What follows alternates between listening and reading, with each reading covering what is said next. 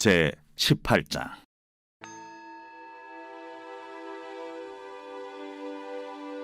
여호와께서 모세에게 말씀하여 이르시되, 너는 이스라엘 자손에게 말하여 이르라.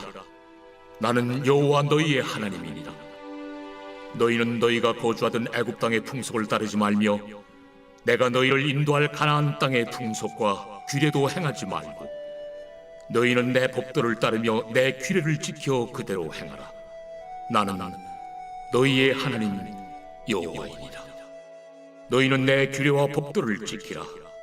사람이 이를 행하면 그로 말미암아 살리라. 나는 여호와이니라. 각 사람은 자기의 살부치를 가까이 하여 그의 하체를 범하지 말라. 나는 여호와이니라. 내 어머니의 하체는 곧 내 아버지의 하체이니 너는 범하지 말라. 그는 내 어머니인즉 너는 그의 하체를 범하지 말지니라. 너는 내 아버지의 아내의 하체를 범하지 말라. 이는 내 아버지의 하체니라. 너는 내 자매 곧 내 아버지의 딸이나 내 어머니의 딸이나 집에서나 다른 곳에서 출생하였음을 막론하고 그들의 하체를 범하지 말지니라. 내 손녀나 내 외손녀의 하체를 범하지 말라. 이는 내 하체니라. 내 아버지의 아내가 내 아버지에게 낳은 딸은 내 누이이니 너는 그의 하체를 범하지 말지니라. 너는 내 고모의 하체를 범하지 말라. 그는 내 아버지의 살부치니라. 너는 내 이모의 하체를 범하지 말라. 그는 내 어머니의 살부치니라. 너는 내 아버지 형제의 아내를 가까이 하여 그의 하체를 범하지 말라. 그는 내 숙모니라. 너는 내 며느리의 하체를 범하지 말라. 그는 내 아들의 아내이니 그의 하체를 범하지 말지니라. 너는 내 형제의 아내의 하체를 범하지 말라. 이는 내 형제의 하체니라. 너는 여인과 그 여인의 딸의 하체를 아울러 범하지 말며 또 그 여인의 손녀나 외손녀를 아울러 데려다가 그의 하체를 범하지 말라. 그들은 그의 살부치이니 이는 악행이니라. 너는 아내가 생존할 동안에 그의 자매를 데려다가 그의 하체를 범하여 그로 질투하게 하지 말지니라. 너는 여인이 월경으로 불결한 동안에 그에게 가까이 하여 그의 하체를 범하지 말지니라. 너는 내 이웃의 아내와 동침하여 설정함으로 그 여자와 함께 자기를 더럽히지 말지니라. 너는 결단코 자녀를 몰렉에게 주어 불로 통과하게 함으로 내 하나님의 이름을 욕되게 하지 말라. 나는 여호와이니라. 너는 여자와 동침함같이 남자와 동침하지 말라. 이는 가증한 일이니라. 너는 짐승과 교합하여 자기를 더럽히지 말며 여자는 짐승 앞에 서서 그것과 교접하지 말라. 이는 문란한 일이라. 너희는 이 모든 일로 스스로 더럽히지 말라. 내가 너희 앞에서 쫓아내는 족속들이 이 모든 일로 말미암아 더러워졌고 그 땅도 더러워졌으므로 내가 그 악으로 말미암아 벌하고 그 땅도 스스로 그 주민을 토하여 내느니라. 그러므로 너희 곧 너희의 동족이나 혹은 너희 중에 거류하는 거류민이나 내 규례와 내 법도를 지키고 이런 가증한 일에 하나라도 행하지 말라. 너희가 전에 있던 그 땅 주민이 이 모든 가증한 일을 행하였고 그 땅도 더러워졌느니라. 너희도 더럽히면 그 땅이 너희가 있기 전 주민을 토함같이 너희를 토할까 하노라. 이 가증한 모든 일을 행하는 자는 그 백성 중에서 끊어지리라. 그러므로 너희는 내 명령을 지키고 너희가 들어가기 전에 행하던 가증한 풍속을 하나라도 따름으로 스스로 더럽히지 말라. 나는 너희 하나님 여호와이니라. 빛이 있으라. 말씀을 통해 누리는 은혜와 또 깨달음의 지혜가 우리 성도님들의 하루를 빛나고 복되게 하시기를 주님의 이름으로 축복합니다. 오늘 우리가 함께 나눌 말씀은 레위기 18장입니다. 오늘 18장부터 레위기를 커다랗게 두 단락으로 나누어 볼 때 한 단락이 마무리되고 두 번째 단락이 시작이 됩니다. 먼저 1장부터 17장은 하나님께 나아가는 길이라는 큰 주제라고 말씀을 드렸죠. 그래서 어떻게 나아가느냐?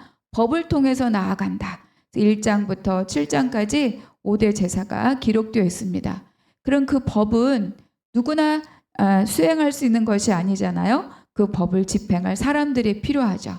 그래서 8장부터 10장은 제사장을 세우고 또 제사를 드리는 내용으로 기록이 되어 있습니다. 그리고 11장부터 15장은 뭐예요? 이제 백성들의 이야기입니다. 하나님 나라의 백성으로서 개인의 정결법을 기록하고 있고, 그리고 이틀 동안 살펴본 피에 대한 대속죄일과 피의 규례 16장, 17장 이렇게 기록이 되어 있죠. 그래서 대속과 피의 규례를 말씀해 주었습니다. 오늘부터 시작되는 두 번째 단락 18장부터 27장은 이제 하나님과 동행하는 길. 그래서 이 피의 규례 16장, 17장 대속죄일과 피의 규례가 가장 절정에 있고, 이거를 중심으로 레위기는 좌우 대칭을 이루고 있어요. 그러니까 피의 왼쪽에 거룩한 백성으로서 삶의 원칙을 이제 개인 정결법으로 다루었죠. 이거는 뭐냐면 의식적 그리고 제의적인 정결을 말씀해 주었습니다. 그리고 이 피의 규례의 오른쪽, 이제 오늘부터 시작하는 단원인데, 이제는 거룩한 백성, 다시 거룩한 백성을 다루고 있는데, 이거는 어떤 개인의 관점이 아니라 공동체로서의 삶의 원칙들을 말씀해 줍니다. 그러니까 거룩한 백성으로서 성결한 공동체를 이루기 위한 윤리적인, 도덕적인 그런 어떤 정결을, 원칙들을 기록해 주고 있습니다. 그래서 18장은 성규례로 가정의 정결을 이야기하고 있고, 가정의 거룩, 19장은 하나님의 백성으로서 사회 공동체를 어떻게 이룰 것인가, 그리고 20장은 그것을 회방하는, 그래서 회방하는 죄를 다루는 거죠. 그래서 반드시 죽여야 하는 죄를 목록별로 기록하고 있습니다.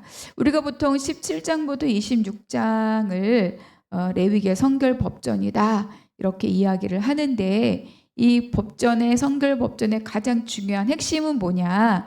나 여호와 너희 하나님이 거룩하니 너희도 거룩하라.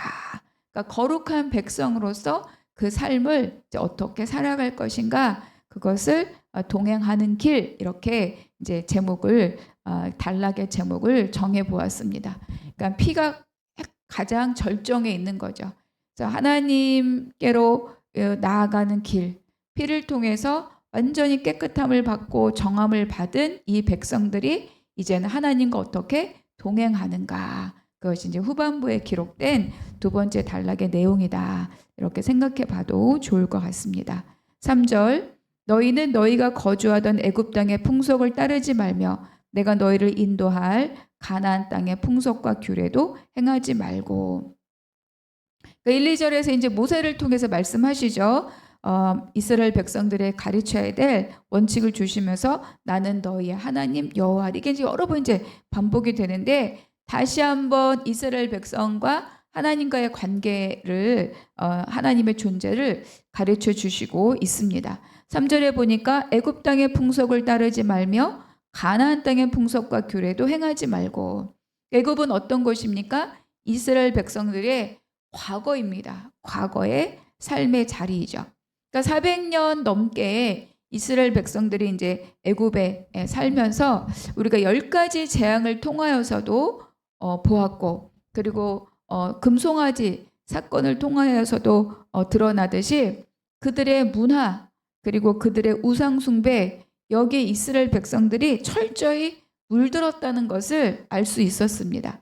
그리고 또 하나, 가나안 땅은 뭐예요? 앞으로 그들이 가야 할 미래의 삶의 자리입니다. 그런데 우리가 이미 잘 알고 있는 것처럼 이 가나안 땅은 어때요? 7 족속이 살고 있고, 그리고 여기가 농경 문화잖아요. 그래서 바알과 아세라의 종교가 굉장히 득세하고 있는 곳이 바로 이곳입니다. 그래서 그 땅의 죄악이 가득하다. 그러니까 이 바알과 아세라는 또 뭐예요? 이 풍작, 농산물의 풍요를 기원하면서 다산과 관련하여서 성과 연결된 문화가 굉장히 많이 발달되어 있었던 거죠.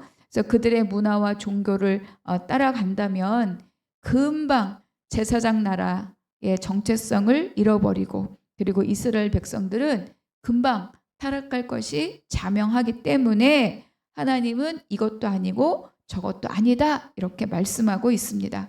그러니까 하나님의 백성들에 대하여서 하나님은 이런 이방의 성문화에 물들지 않도록 굉장히 강력한 성윤리를 18장 내내 말씀해 주고 있어요. 그러니까 열방의 제사장 나라로 부름을 받았고 하나님의 임재가 있는 성막이 있고, 그렇죠? 하나님과의 관계를 중개하는 제사장을 세운 이스라엘 백성들은 그들이 육신으로 살고 있는 그 땅의 문화를 따르는 것이 아니라 오직 하나님 나라의 질서, 그 질서대로 살아야 한다는 것을 말씀해 주는 거죠. 그들은 애굽도 아니고 가나안도 아니고 새로운 질서, 제사장 나라로서의 질서, 우리로 말하면 하나님 나라의 질서를 따라서 살아야 한다. 그 시작을 말씀해 주고 있습니다. 5절, 너희는 내 규례와 법도를 지키라. 사람이 이를 행하면 그로 말미암아 살리라. 나는 여호와이니라. 지키라, 행하면 살리라, 이렇게 말씀하고 있죠. 여기서 살리라, 산다는 말이 뭘까요? 이건 이제 육신적인 거를 말하는 것은 아니죠. 그러니까 하나님의 생명을 담은 삶, 하나님의 약속을 담은 삶, 이런 삶을 말하죠. 그러니까 이 살리라라고 하는 것은 그들이 원래 살아야 할 길대로 사는 것을 말씀하고 있습니다. 살리라. 육신적 생명이 아니라 하나님 원칙을 따라, 약속을 따라, 하나님의 방법을 따라 바로 그렇게 살아가는 삶을 말씀해 주고 있죠. 6절, 각 사람은 자기의 살부치를 각과하여 그의 하체를 범하지 말라. 나는 여호와이니라. 6절부터 이 18절 거의 끝부분에 이르기까지 소위 말하는 그 근친상간을 금하는 그런 내용이 쫙 기록돼서 하체를 범하지 말라, 하체를 범하지 말라, 하체를 범하지 말라. 그러니까 뭐야, 그런 자들과 성관계하지 말라는 뜻이죠. 하체를 범하지 말라는 것은 어머니, 또 아버지의 아내, 고모, 이모, 아내의 자매, 형제의 아내 계속 범하지 말라, 범하지 말라 이렇게 기록하고 있습니다. 그러니까 헤롯 안디바가 세례 요한한테 지적받은 게 이거잖아요. 이복 동생의 아내, 형제의 아내를 취한 거죠.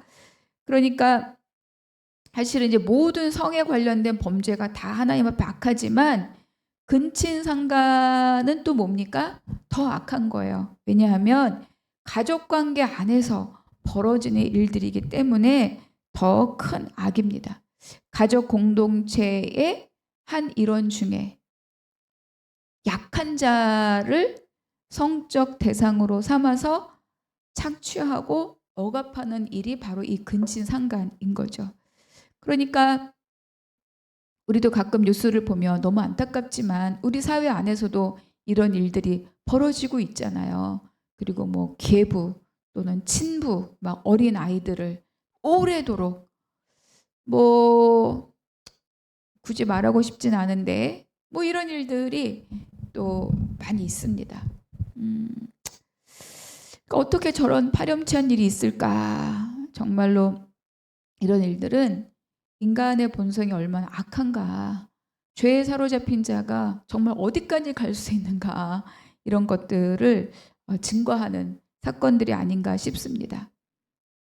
19절, 너는 여인이 월경으로 불결한 동안에는 그에게 가까이하여 그의 하체를 범하지 말라. 그러니까 월경 중에 있는 여인과 동침하지 말라고 하는 것은 이제 앞서 보았던 개인 정결법에서도 다루었던 거죠. 그러니까 생명을 상징하는 피의 유출로 인하여서 부정하다 이렇게 이야기한 거고, 그 여인이 더럽다는 뜻이 아니라 그때도 말씀드렸습니다. 그리고 이제 이거는 생리적인 일로 인하여서 이제 몸이 약해져 있는 이 여인을 오히려 보호하기 위한 하나님의 사랑의 조치다. 그리고 또 이제 이웃의 아내와의 간음은 이제 20장에서 한 번 더 살펴보겠지만 사형에 처할 죄다, 이렇게 20장에서 말씀하고 있죠. 21절, 너는 결단코 자녀를 몰래에게 주어 불로 통과하게 함으로 내 하나님의 이름을 욕되게 하지 말라. 나는 여호와이니라. 그러니까 몰렉 제사, 몰렉이라고 하는 이 암몬이 섬겼던 이 몰렉에게 드리는 제사는 어린이를 태운 후 이 인신 제사가 동반되었어요. 그러니까 이러한 제사 형식, 어린아이를 태우는 사람을 제물로 드리는 이런 어떤 인신 제사는 당시 이방인들에게서 가장 정말로 큰 헌신의 제사로 인식되어진 거죠. 하나님 이거를 금하셨습니다. 그러니까 이 어린이라고 말 자녀, 어린이는 어때요? 자기 결정권이 없어요. 그리고 가정에서 약자 중에 약자가 바로 이 어린 자녀들입니다. 그러니까 이 자녀를 불러 태우는 것은 어떤 일이에요? 첫 번째 생명을 소홀히 여기는 일이고, 또 하나님께서 주신 그 생명을 해하는 일이고, 또 하나님께서 주신 그 기업을 회방하는 일입니다. 그러니까 생각해 보면 우리는 어떻습니까? 우리는 이런 인신제사를 상상도 못하죠.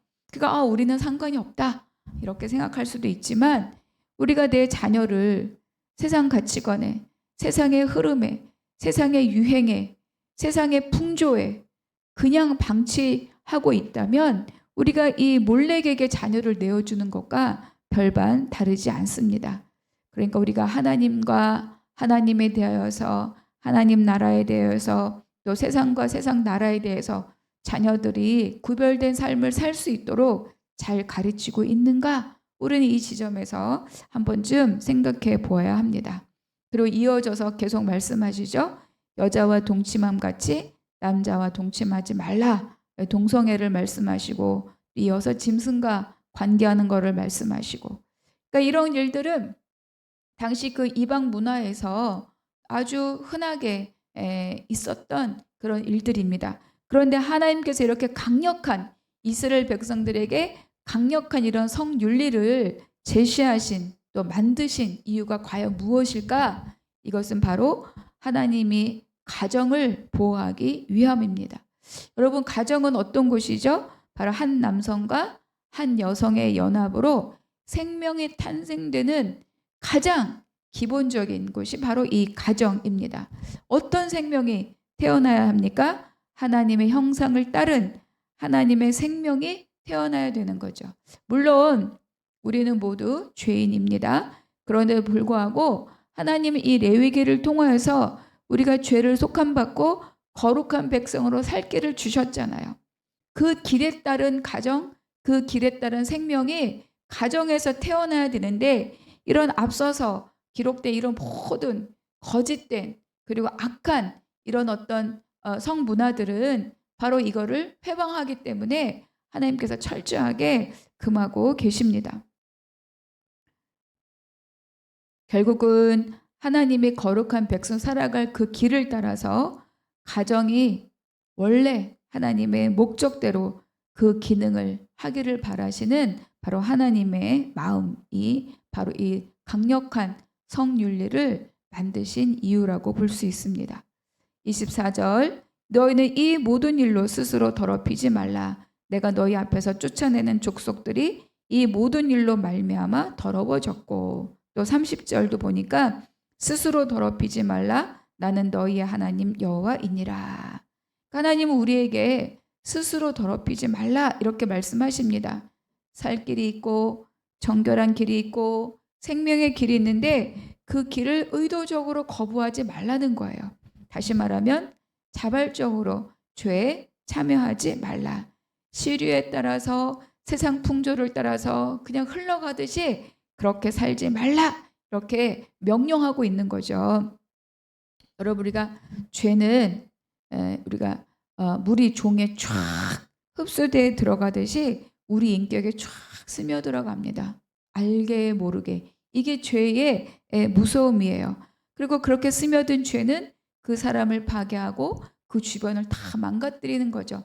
나만 망가지는 것이 아니라 주변을 망가뜨리고 주변의 관계를 다 깨뜨리는 것이 바로 이 죄입니다. 그러면 반대로 우리가 하나님의 규례와 법도도 우리 안에, 우리 인격에 스며들도록 해야 됩니다. 우리가 그 법에 젖어 들어야 되는 거죠. 그래서 아까 말씀한 것처럼 그 법을 가까이 할 때 그로 말미암아 지키고 행하면 살리라. 이렇게 하나님께서 말씀해 주고 있습니다. 그러니까 하나님의 규례와 법도는 우리가 살 길입니다. 귀찮은 일, 번거로운 일이 아니라 우리가 살 길인 거죠. 그래서 하나님의 규례와 법도는 우리의 욕구나 우리의 본능을 따라 사는 삶이 아니라 하나님의 약속대로 하나님의 말씀을 따라 살아가는 그 삶을 살도록 우리에게 주신 생명의 길이라는 것을 우리는 기억해야 됩니다. 그래서 하나님의 생명을 사는 거룩한 백성, 그 백성으로서 이 공동체적인 삶은 주변, 또 주변의 환경, 세상의 질서 이런 것들을 거절하고 하나님을 따라 하나님의 질서를 따르며 가정을 거룩하게 지키는 것으로부터 시작한다. 18장은 우리에게 이런 것들을 가르쳐 줍니다. 정말로 이 성문화가 어떠냐가 그 사회와 그 공동체의 정결함을 말해주는 표지와 같은 거죠. 자, 오늘 18장 마무리하면서 오늘 나에게 주신 한 구절의 말씀이 있다면 그 은혜들을 기록하고 나누어 보시기 바랍니다. 두 번째, 내가 여전히 중요하게 여기는 세상 풍속이나 가치관은 무엇입니까? 하나님의 말씀 중요한 줄 알지만 이것만큼은 내가 포기하지 못하겠다. 이건 내가 세상을 살려면 이렇게 내가 아직도 쥐고 있는 세상 가치관은 없는가? 또 세 번째, 건강한 가정을 세우고 건강한 가정의 질서를 지키기 위해서 오늘 나는 무엇을 하고 있는가? 내 가정 안에 하나님의 생명이 담겼는지, 내 가정 안에 하나님의 질서가 담겼는지, 내 가정 안에 하나님의 다음 세대가 성장하고 있는지, 그거를 위해서 나는 오늘 어떤 수고를 하고 있는가 돌아보신 한 날이 되시기를 축복합니다. 기도하겠습니다. 하나님, 이 세상의 시류에 흔들리지 않고 거룩한 가정을 세우는 그러한 자들로 살게 하여 주시옵소서. 하나님의 약속의 말씀이 있고 믿음의 자녀를 세우고 자녀들을 세상 시류에 빼앗기지 않고 하나님 말씀으로 든든하게 지키는 나와 우리 가정이 되게 하여 주시옵소서. 모든 것 감사하고 우리 주 예수 그리스도의 이름으로 기도하옵나이다. 아멘.